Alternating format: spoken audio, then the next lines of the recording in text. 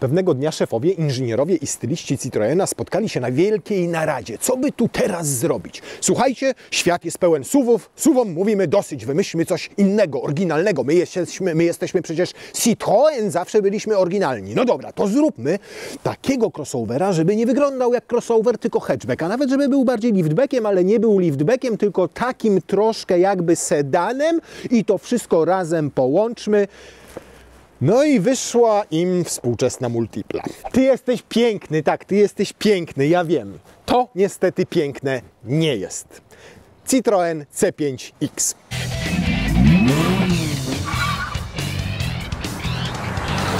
Oczywiście piękno to rzecz względna i kwestia indywidualnych upodobań. Na przykład niektórzy uważają, że Gérard Depardieu jest przystojny. Natomiast, no cóż, tu z przodu jeszcze jak cię mogę. Ale jak zerkniecie sobie tutaj na niego z tyłu, to tutaj ola Boga ile tutaj się dzieje. Tutaj góra lampy zachodząca na bok, tutaj wcięcie jakieś bumerang, tu jeden spoiler, tu drugi spoiler. No dzieje się tutaj, proszę Państwa, dużo się dzieje, wielki znaczek Citroena, ale jeszcze trzeba było dopisać tutaj oczywiście Citroen, bo nie można było zostawić samego Citroen, tak jak na przykład Lexus ma napis tylko Lexus, tylko trzeba było jeszcze znaczek, żeby podkreślić, że to jest Citroen razy 2. Patrzycie na niego z boku i widzicie dosyć duże zwisy z przodu i z tyłu. Patrzycie na niego i widzicie, że jest podniesiony i faktycznie ma 19, a prawie 20 cm prześwitu. Ma tutaj plastikowe nakładki na koła, co sugeruje, że może wjechać w teren, ale nie wybierałbym się tam, szczerze mówiąc, bo ma napęd wyłącznie na przód. Do tego jeszcze przejdziemy, nie ma wersji z napędem na 4 koła. W dodatku 19-calowe felgi to jedyny wybór, jaki tutaj macie. Może, gdyby były większe, miały 20-21 cali, ładniej, pełniej wypełniły te nadkola, to może byłoby lepiej i nie patrzylibyście na niego z podejrzeniami i z pytaniem, co to do wafla jest. Bo tak naprawdę to ni pies, ni wydra, ni crossover, ni SUV, ni sedan, ni liftback, ni kombi, ni hatchback.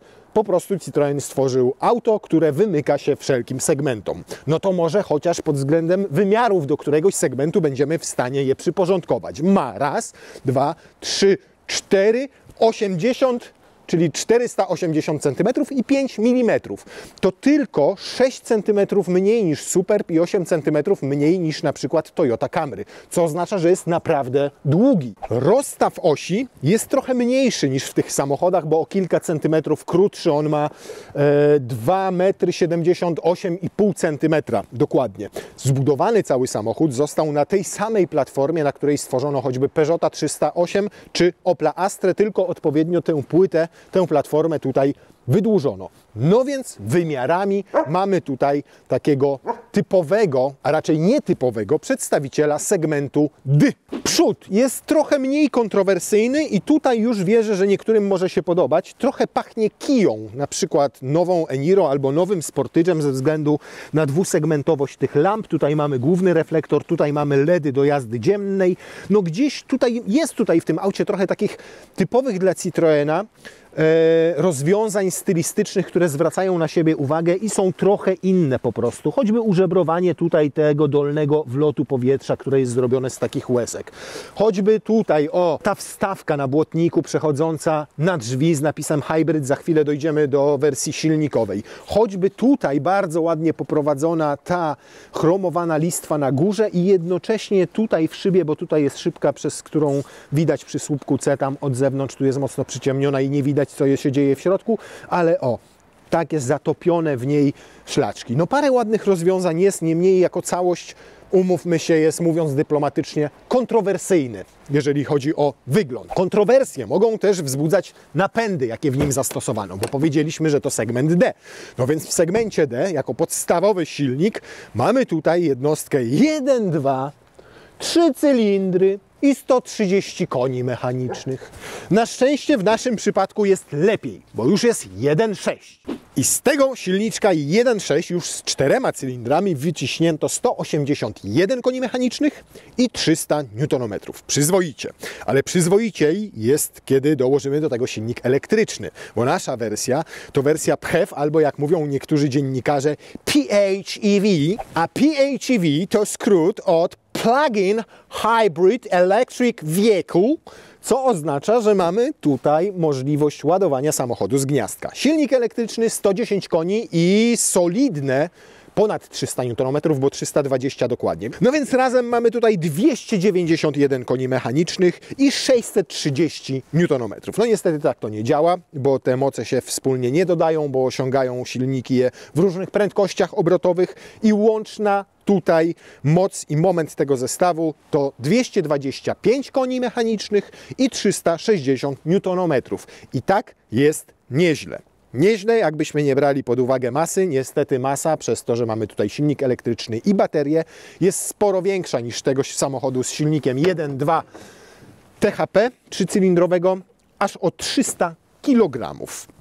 Niemniej wszystko to, cała ta moc, cały ten moment idzie przez skrzynię ośmiobiegową, automatyczną, nie dwusprzęgłową i trafia, jak już mówiliśmy, wyłącznie na przednie koła. Akumulator 12,4 kWh pojemności, czyli całkiem sensownie, podobno według danych producenta da się na tym przejechać 63 km. Ładuje się to tutaj typowym gniazdem Type 2. Ładowarka pokładowa w standardzie niestety jest dosyć słaba, bo ma tylko 3,7 kWh, co oznacza, że będziecie ładowali całe auto do pełna przynajmniej 3,5-4 godziny. Można za 2000 zł dokupić sobie szybszą ładowarkę pokładową, wtedy ma ona 7,4 kWh i rzeczywiście w niecałe 2 godziny możecie nabębnić akumulator od 0 do 100%. 485 litrów pojemności, 60 mniej niż w benzynie, natomiast wyglądają na ustawne. Większy problem niż pojemność to jest to, że nie macie gdzie tego całego ustrojstwa schować. Ładowarka to w ogóle wygląda jak z demoludu, a nie, ona ma po prostu taki jakiś kołnierz taki gumowy. To nie jest ładowarka. Znaczy, przepraszam, to nie jest ładowarka, już mi tu chłopcy szepczą za plecami. 2,3 kW. A, bo to jest taka tylko do zwykłego gniazdka, za ten kabel musicie dodatkowo zapłacić chyba tam 1500 czy 2000 zł, ale nie warto. Niestety tego ustrojstwa nie ma gdzie schować, ponieważ tutaj pod podłogą mamy tylko wzmacniacz, jak widać, tam niżej jest bateria cała i tutaj tylko są małe przegródki na jakieś pierdoły, na jakieś duperele. Nie ma też miejsca na koło dojazdowe, chociaż co ciekawe, możecie sobie w konfiguratorze zamówić przystosowanie do montażu koła zapasowego, ale zapas nie wiem, już sobie kupicie chyba w Biedrze i będziecie go wozili tutaj luzem. No niestety w ogóle konfigurator tych nowych wersji jest tak w tym Citroenie, że nie odważymy się Wam powiedzieć dokładnie, jaka to jest wersja, co zawiera, co jest w pakietach, czego nie ma, co ile kosztuje i tak dalej. Powiemy tylko o cenie. Sama cena w sobie też jest sporym zaskoczeniem. Tutaj na szynach ewidentnie było coś naklejone, jakieś zabezpieczenie fabryczne, tylko się Państwu zwulkanizowało po drodze, bo ten samochód widocznie 4-5 lat na słońcu był wystawiony, zanim przejechał do Polski. Jak się zwulkanizowało, to o, takie brzydkie ślady pozostały na tych listwach. Sama ta mata też pozostawia sporo do życzenia. Zobaczcie, tutaj wchodzi tak, to jest pozaginane, bo jak już to ułożycie, to należałoby to, oczko wziąć do góry, do siatki, tę wykładzinę wepchnąć tam, i dopiero w ten sposób to zamocować. Teraz wyszło z tej strony. Przepraszam, to trzeba robić tak i trzeba tak, bo to nie jest oczko do montażu siatki, to jest tylko oczko przytrzymujące wykładzinę na właściwym miejscu. Tam z tyłu też są takie oczka, w ogóle zobaczcie, jak to się tutaj ugina w tym miejscu. O matko kochana, no to jest jakieś... Na szczęście boczki obito tutaj do tej wysokości przynajmniej miękkim, przyjemnym materiałem, więc nie będzie to porysowane, dopiero tu wyżej zaczyna się plastik. Sprytne rozwiązanie roletki, którą oczywiście można całkowicie wyjąć i wymontować, jak widać. A normalnie jak się otwiera klapę, to ona jedzie do góry, a jak się zamknie klapę, to zasłania bagaże. Znaczy to nie roletka, to bardziej firanka. I tutaj też już jest pozagniatana. No kurna, jak ja nie lubię, jak takie detale. Gniazdko, zapalniczki jest, plus za to, że tutaj macie cięgna do składania tylnej kanapy i ona całkowicie wtedy się pochyla. Nie ma niestety płaskiej podłogi, tylko tam, jak widzicie, to wjeżdża pod górę. No i dzielona jest w proporcjach 60-40, co utrudnia przewiezienie 4 pasażerów i dłuższych przedmiotów. Niemniej widać, że jest rękaw na narty, ale tylko jedną parę. Więcej przez niego nie przejdzie. Ram, pam, pam, pam. Ram, pam, pam, pam. No wypięła się. sama. Potem nam powiedzą, że my wszystko... Nie, trzymaj się. Teraz się trzyma. Dobra. No tak. Nie ma mowy. Tylko tak. Tylko tak. Jedna. Druga wchodzi. Ale to już jest absolutnie wszystko. Zobaczcie. Tutaj już wchodzi klapa, więc te walizki w zasadzie są niemal na równi z rantem bagażnika.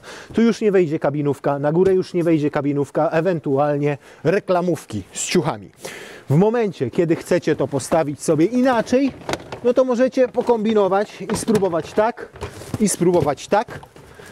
I pomimo tego, że te walizki tam nie wchodzą pod roletę, to powinno nam się to domknąć. Ponieważ ta roleta jest, ta firanka jest elastyczna. No, dobra, domknęło się. I tu jest plus tej rolety, że jest taką firanką, a nie sztywną półką, bo ona się tam pod tymi walizkami ładnie ugięła i dzięki temu weszły Wam w ten sposób dwie duże.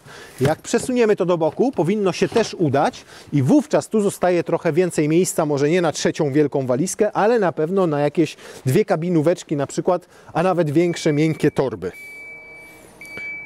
Więc przy tym my powinniśmy założyć jeszcze odrębną serię na tym kanale.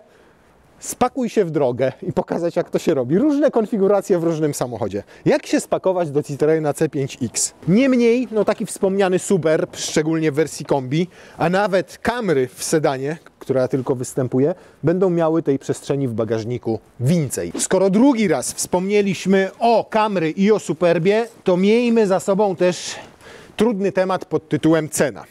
Bo Superba w pluginie możecie mieć za 200 000 złotych wyjściowo.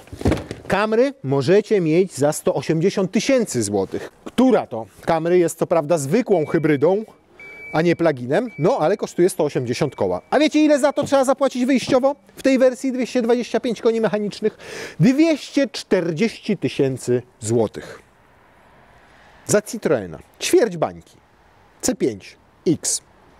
Plus dodatkowe wyposażenie. No to mam nadzieję, że chociaż w środku to jest jakieś wybajeżone, zajebiste auto. Podoba mnie się tutaj. Mówię całkiem serio i z ręką na sercu. Za chwilę jeszcze przejdziemy do tego, co mam przed sobą, ale generalnie jest naprawdę super. Ale najpierw miejsce. Bardzo fajnie wyprofilowana deska tutaj z przodu.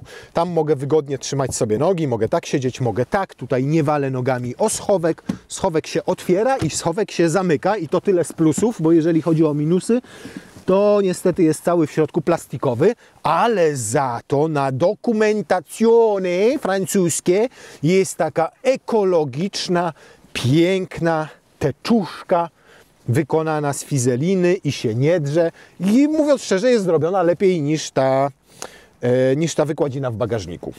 I jest napisane, że to jest Citroen. Ale tutaj plastik, fantastik. No z tyłu niestety nie jest to ani Superb, ani nie jest to Camry. Stopy mogę tam wepchnąć pod fotel, ale na kolana ja przynajmniej mam naprawdę no malutko tego miejsca w porównaniu z tamtymi limuzynami i generalnie z segmentem D.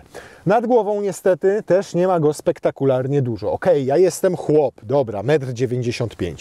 No ale spodziewałbym się po gabarytach tego auta czegoś więcej. Skoro już ma udawać crossovero, SUV, kombi, liftbacko, hatchbacko, sedana, no to przynajmniej niech za tym idą jakieś właściwości praktyczne, a tutaj tej praktycznych właściwości niestety nie czuję. Fajna tapicerka z prawdziwej skóry, dodatkowo 6900, ale warto, bo i ma fajną perforację, i ma ładne przeszycia, i jest bardzo miękka i przyjemna w dotyku. Natomiast to nie jest prawdziwa skórka, tylko tutaj z tyłu już to obszyto sztuczną skórą i widać to nawet na zagłówku. Bardzo ładne takie akcenciki. Zobaczcie, tutaj przeszycie na tej skórze, tutaj wstawka z fajnego materiału. Super, że te zagłówki się chowają całkowicie, nie zasłaniają widoczności kierowcy, ale zasłaniać nieco może ją to. Zobaczcie, jak wysoko tutaj umieszczono roletę tego bagażnika. Ona tutaj wystaje ponad koniec oparcia foteli. No tu jest ten skromniutki rękaw na narty, tak jak mówiliśmy i pokazywaliśmy. Jedna, może góra, dwie pary nart przez niego przejdą. Tutaj mamy podłokietnik, otwarte uchwyty na kubek, wolimy jak są zamykane i tutaj ukryte jak w niektórych samochodach, natomiast jest na przykład półeczka na telefon, gdzie możecie jechać i sobie oglądać. Ten telefon możecie sobie ładować z 2 gniazd USB-C. Tutaj nie ma 3., 4. strefy klimatyzacji, ale za to są przyciski, którymi możecie sobie przesuwać fotel przedni. Tylko nie wiem w jakiej sytuacji, bo na pewno nie w tej, w jakiej jesteśmy teraz. Być może zapłon musi być włączony. Ale ponieważ to jest samochód również elektryczny, to se odpalmy. Skoro ten fotel już podjeżdża do przodu, to tu proszę oparcie, a tak jedzie do przodu. Więc jak macie mało miejsca na nogi, to możecie sobie... Citroeny kiedyś były prezydenckimi limuzynami we Francji. I ten nadal może być taką prezydencką limuzyną. Jak tam z przodu nikt nie siedzi, to teraz miejsca mam wystarczająco dużo. Tu sporo takiego taniego i tandetnego plasticzku, powiedziałbym. Konsola środkowa jak ładnie lata. Grunt, że tu jest miękko i przyjemnie. To jest miękkie i przyjemne. Fajna ta wstaweczka z ekoskóry, też z tym przeszyciem takim, jakie mamy na kanapie z tyłu i na fotelach. To tu jest akurat po prostu, może nie żadne aj-waj i rewolucji nie ma, ale jest ładnie, estetycznie i plus za to, jak zamykają się drzwi. Cichutko, fajnie, z klasą i w dodatku próg tutaj na dole, drzwi, znaczy zasłaniają cały próg, co go chroni przed dostawaniem się brudu, błota, śniegu, wody, piachu i czego jeszcze. Ładnie jest stylistycznie, ładnie jest materiałowo i tutaj naprawdę co do designu deski rozdzielczej, co do materiałów, jakich użyto do wykończenia i co do jakości spasowania tego wszystkiego, nie można mieć zbyt dużo do zarzucenia. Tutaj miękkie, fajne obicie konsoli środkowej. Tutaj fajna wstaweczka z takiego ala drewienka, choć to oczywiście plastik, ale o ciekawej fakturze, ciekawej strukturze. Tutaj miękko, tutaj też miękko. To takie fajne też w jakieś takie wiodełka. Wygląda to po prostu estetycznie dobrze, ale wygląda też inaczej, oryginalnie i generalnie buduje takie poczucie dużej przestrzeni. Przez to, że ta deska jest tak jakby odsunięta trochę, że tutaj jest to nie wyciągnięte do przodu, tylko schowane, naprawdę fajnie. Troszkę daleko jest na przykład do panelu klimatyzacji, trzeba się delikatnie odchylić, ale przynajmniej ma on tradycyjne klawisze, nawet te, którymi uruchamia się ogrzewanie foteli, zwiększa się i zmniejsza temperaturę. Ja lubię akurat takie czytelne i proste rozwiązania. Multimedia nowe generalnie działają dużo szybciej, są bardziej intuicyjne w obsłudze niż w poprzednich wersjach Citroenów, natomiast nadal zdarza się im strzelić jakiegoś foszka i na przykład się zawiesić, albo Apple CarPlay podłączycie bezprzewodowo i raz wyświetla na całym ekranie, innym razem gdzieś się coś poprzestawia i nie wyświetla na całym ekranie, albo wręcz ucina gdzieś ten obraz. Tutaj przyciski do zmiany przełożeń i to się akurat steruje strasznie dziwnie, ponieważ tym tylko przełączacie się pomiędzy jazdą do przodu, do tyłu albo neutralem. Natomiast jak chcecie park, to musicie już wcisnąć tutaj, jak chcecie B, czyli z rekuperacją jechać, to musicie też wcisnąć ten klawisz. Tutaj tryby jazdy i tych trybów jazdy mamy sporo, bo mamy elektryczny, mamy komfortowy, mamy hybrydowy i mamy sportowy, więc też możecie sobie sterować tym, jak chcecie jechać. I tu zwróćcie uwagę, mamy 80% baterii i pokazuje nam wskazanie, że tylko 20 km na tym przejedziemy. Bo niestety zimą rzeczywisty zasięg tego samochodu będzie znacznie niższy niż to, co deklaruje producent, przez to, że choćby, że musi sobie porządnie dogrzać wnętrze. Fajna, mała kierowniczka. Zegary są bardzo malutkie tutaj, ale pokazują najważniejsze wskazania. Proszę, teraz ja wskazuję tutaj. No i klasyczne przyciski na kierownicy. Generalnie estetycznie wygląda to też praktycznie. Już widzieliście, mrygnął i przestał ładować. Już nie ładuje. Także taka to sprawna ta ładowarka indukcyjna jest w tym samochodzie. Zmontowane, ta część mogłaby być lepiej, bo zobaczcie, on po prostu lata. W dodatku tu gdzieś jakieś drobne hałasy już się wydobywają.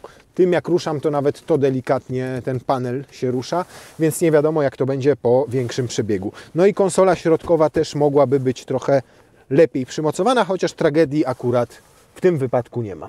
To ja se zacznę od włączenia O, masażyku fotela.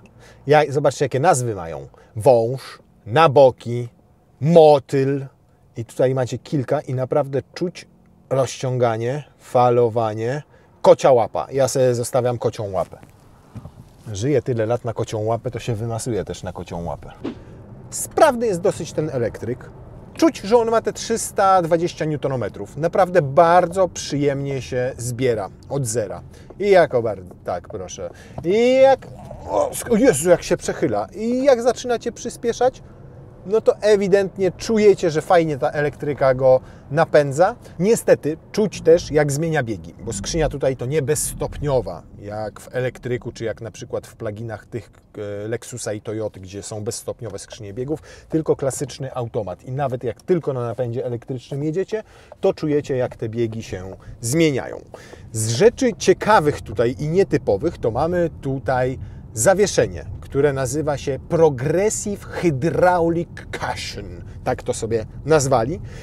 Niestety, nazwa sugeruje, że to zawieszenie hydrauliczne, ale nie ma nic wspólnego z hydrauliką, którą kiedyś stosował Citroën w swoich samochodach. To po prostu są tutaj tylko jakieś hydrauliczne odbojniki, czy coś takiego. I...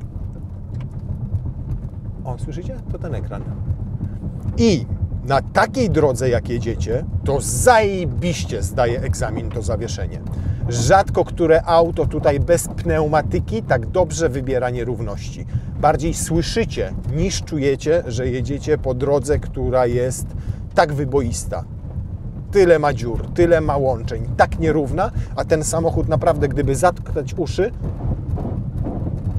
to rewelacyjnie sobie radzi z wybieraniem tego. Słyszycie, jak on to wybiera, ale nie czujecie tego, ponieważ jest wręcz ultra komfortowy.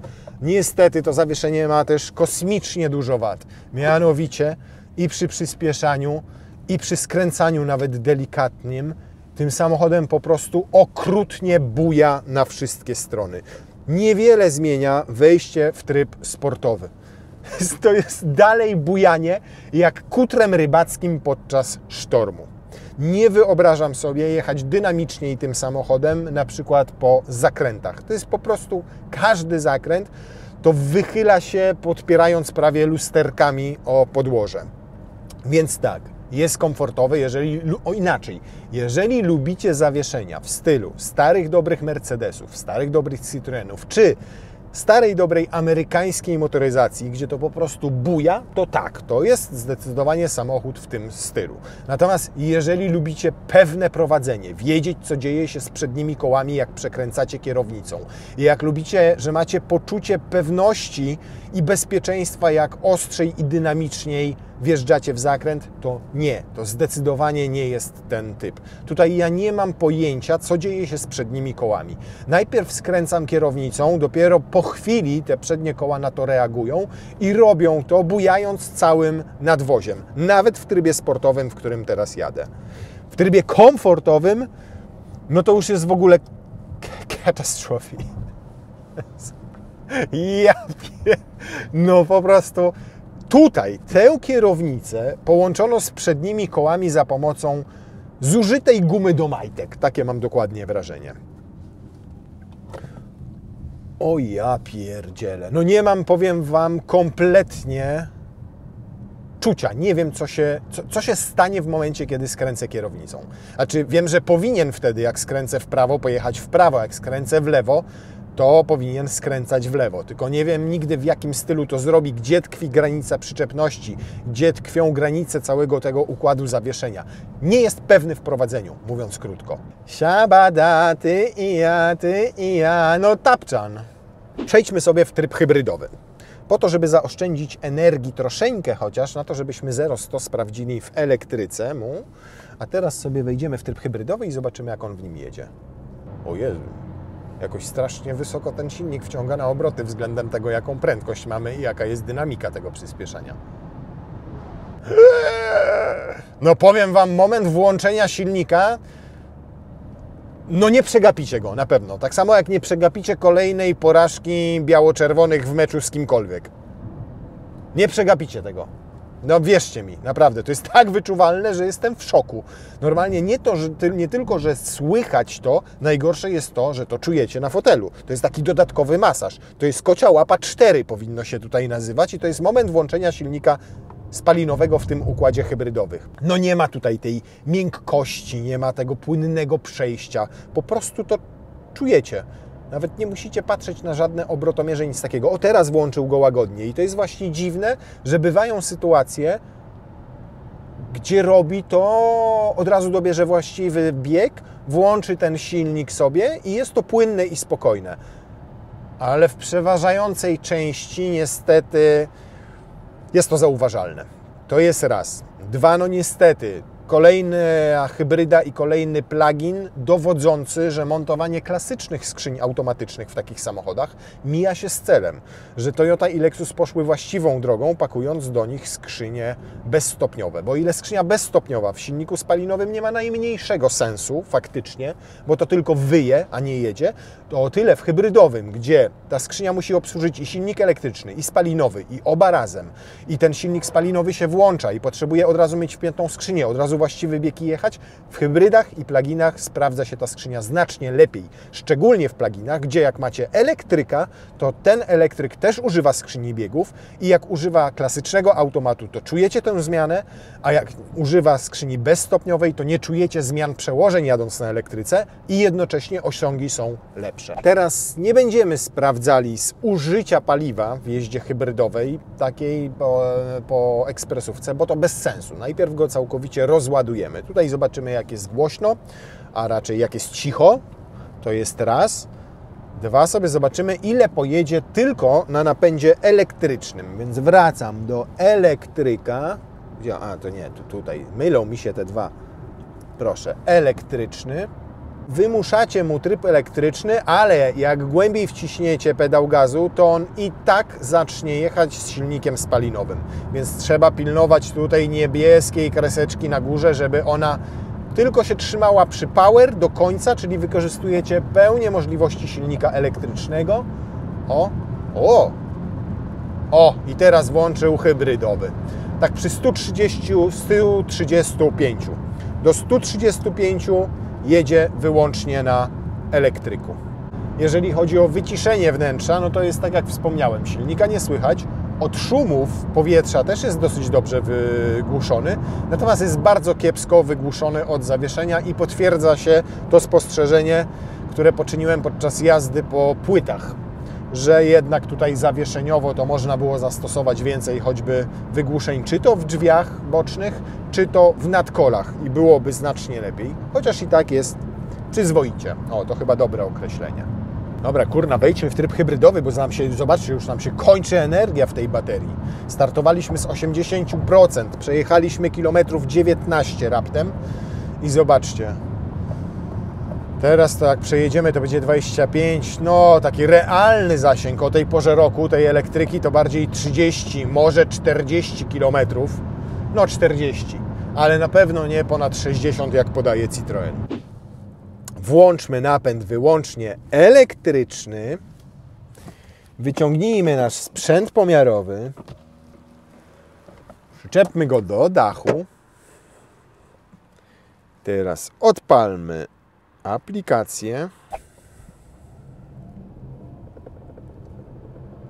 No powiem Wam, trzęsie się jakoś strasznie to auto na początku, ale jeżeli chodzi o dynamikę, to naprawdę jest nieźle. Do 50-60 na godzinę, czyli do takiej prędkości w miastach przydatnej, jest super wręcz. Jest naprawdę super. I wynik na samej elektryce taki też nie jest zły. To niecałe 15 sekund, 14,7. Myślę, że ten początek mógłby być trochę lepszy. Możliwe, że nawet zeszlibyśmy do 14 sekund. Jest to jak na plugina bardzo dobry wynik. Trzeba powiedzieć to otwarcie. Kiedyś te pluginy potrafiły się rozpędzać w 25-30 sekund. 20 to było już dobrym czasem. Teraz zobaczcie, 15 sekund niespełna. Do miasta spoko, szczególnie, że tak jak powiedziałem, do tych 50, zobaczcie, tu widać to, dobrze, jest to uwidocznione. 4 sekundy 0,50. Naprawdę super. 0,60, 5,66. i też subiektywne takie wrażenie jest takie, że do tych 70 naprawdę jedzie sprawnie i zgrabnie. Więc tutaj duży plus. Plus też za średnicę zawracania, bo to tylko 10,5 metra i jak na samochód, który ma 4,80 m, to naprawdę bardzo ładnie się tutaj łamie i czuć, że te przednie koła mocno skręcają, pomimo że są skażone napędem, bo tam trafia cała moc i cały moment obrotowy. No dobrze, to czas w takim razie zafundować tryb sportowy, który powinien dać nam przyspieszenie na poziomie 8 sekund do setki. Procedura startu i go.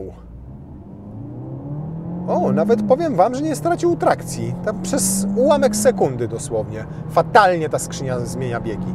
Nawet w trybie sportowym. Przyspieszenie 8,4, czyli tylko 0,4 gorzej niż podaje producent, więc akceptowalnie. Myślę, że na suchym i na przyzwoitszej oponie zrobilibyśmy lepszy wynik. Tak mi się wydaje. Niemniej nawet 8,4 to jest nieźle, bo samochód jest ciężki i ma 225 koni. Przy tym napędzie elektrycznym na pierwszym biegu, jak zanim przejdzie na drugi, też wpada w bardzo dziwne wibracje ten samochód. Nie wiem, o co kaman i z czego to wynika, ale za każdym razem mam takie właśnie wrażenie, że tam pojawia się wibracja. Tak jakbyście... O Jezu. O, słyszycie? Pamiętacie? Dawniej w Citroenach było tak, że jak dojeżdżaliście do linii, to wibrowała Wam kierownica. Brr, brr, brr. No więc tutaj czuję tak jakby podobne wibracje, coś strasznie dziwnego. Jak już wejdzie sam w tryb hybrydowy, to wtedy wyjeżdżamy na ekspresówkę i sprawdzamy, jakie będzie zużycie paliwa przy jeździe z rozładowaną baterią całkowicie. Bo to jest bardzo ważny parametr, na który mało kto zwraca uwagę. Tutaj w danych fabrycznych jest napisane, że w mieszanym cyklu to auto spala 1,5 litra paliwa. Wyobrażacie sobie? Tylko niestety właśnie to badanie WLTP ma to do siebie, że tam silnik spalinowy wystarczy, że raz się włączy i od razu macie litr spalania. A tak to przez większość tego laboratoryjnego dystansu samochód przejeżdża na elektryce. A Wy przecież chcielibyście sobie takim Citroenem C5X, który ma mnóstwo miejsca na tylnej kanapie, który ma ogromny i praktyczny bagażnik, pojechać z całą rodziną w dłuższą podróż, na przykład do Chorwacji. I tu rodzi się pytanie, jak daleko zajedziecie? I proszę bardzo, niewiele, tam kilka kilometrów, da nam to pogląd mniej więcej na to, jakiego zużycia paliwa mamy się spodziewać, jak już wszystko nam się powyładowywuje. Już teraz mogę Wam mniej więcej pokazać na podglądzie z przelotu takiego ogólnego tego samochodu. Proszę, tu jest na przykład 650 km dystans, 8,5 litra paliwa średnio. No ale wiadomo, że w tym czasie też samochód był ładowany. Tutaj mamy przebieg całkowity 18 600 samochodu, z czego 50% przejechał bezemisyjnie, ale to bezemisyjnie nie oznacza tylko wtedy, kiedy został naładowany, ale też wtedy, kiedy jechał w trybie hybrydowym i wyłączał czasami silnik spalinowy. No dobra, zjeżdżamy, więc proszę bardzo. 119 średnia, 9,3 litra. 9,3 litra przy 120. A wierzcie mi, że przy 140 to już jest 11 litrów. I co wtedy? I wtedy macie zbiorniczek paliwa 43 litry. No powiedzmy, tam zawsze musicie sobie piątkę zostawić, gdyby coś, nie? No to przejeżdżacie 350 km. Jedziecie do Chorwacji, 1500 km i musicie się 4-5 razy po drodze zatankować. Niech to strzeli. Mówiąc brutalnie. Naprawdę.